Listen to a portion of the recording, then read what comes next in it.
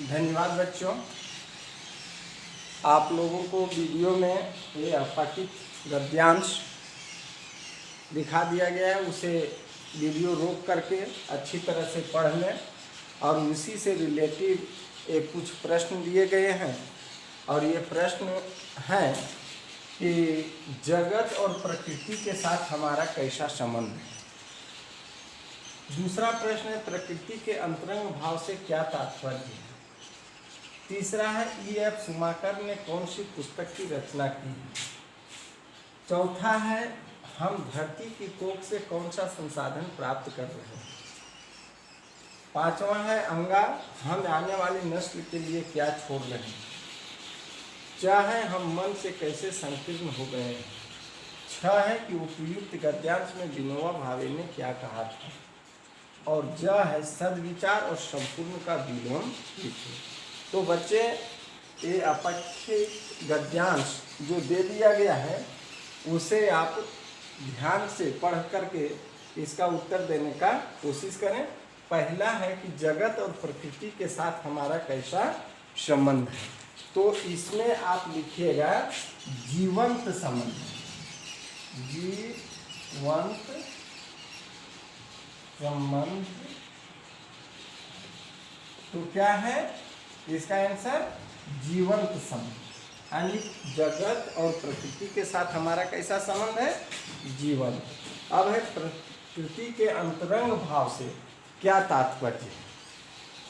तो क्या है कि अंतरंग भाव से यानी भावात्मक क्या संबंध है, क्या तात्पर्य है, भावात्मक संबंध। तात्पर्य क्या है, भावात्मक।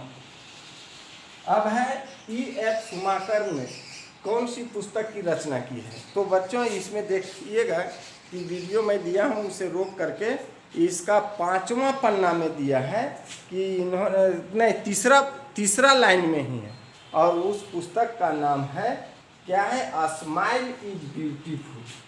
क्या है, अ स्माइल इज ब्यूटीफुल।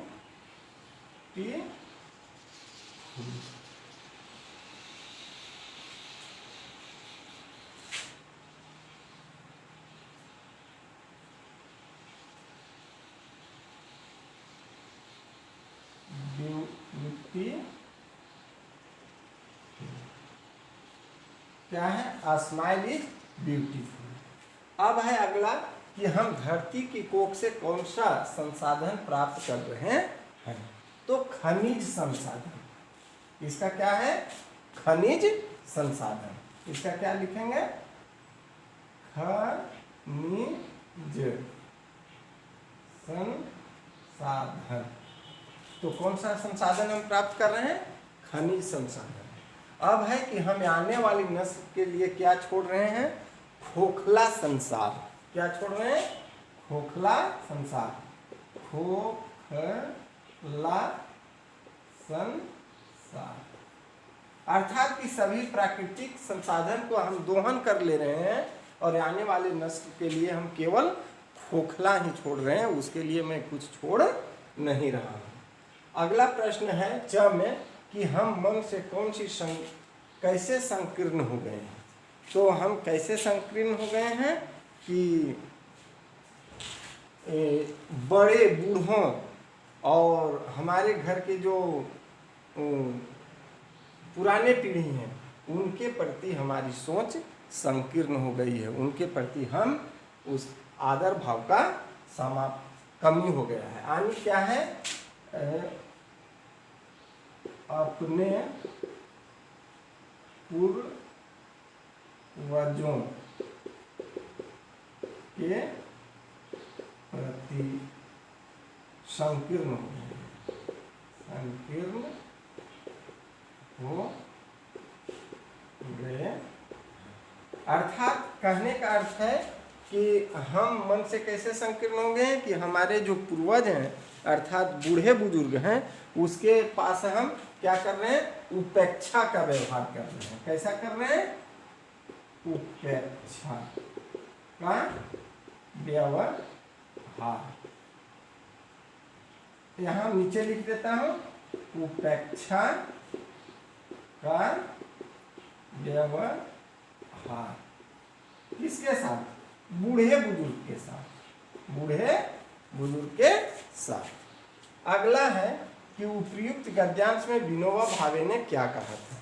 तो विनोबा भावे ने क्या कहा था कि हमें क्या होना चाहिए कि किसी शक्ति का शासन न होकर, किसी शक्ति का शासन न होकर हमें सद्विचारों का अनुसरण करना चाहिए या अनुशासन होना चाहिए, यानी किसी शक्ति का शासन न होकर के सद्विचारों का अनुशासन होना चाहिए।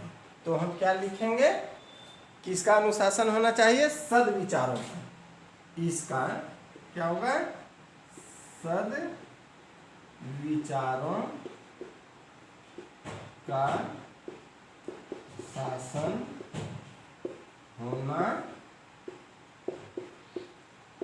चाहिए। अब क्या है? सद्विचार और संपूर्ण का विलोम। तो सद्विचार का विलोम शब्द अर्थात उल्टा कुविचार क्या होगा? कुविचार। सद्विचार का क्या होगा? कुविचार। और इसका संपूर्ण का क्या हो जाएगा? संपूर्ण का अपूर्ण क्या हो जाएगा? या तो बच्चे ये क्लास 9 और 10 के लिए बहुत ही उपयोगी है। मैं अपठ्य गद्यांश जो है वीडियो में दे दिया हूँ, उसे रोक कर पूरा पढ़ लें और उससे रिलेटिव ये सारे प्रश्न मैं दे दिया और उसका मैं बगल में आंसर भी दे दिया हूँ। अपने नोटबुक पर इसे अवश्य बना लें और ये बोर्ड एग्जाम के लिए बहुत ही महत्वपूर्ण और आवश्यक है। धन्यवाद।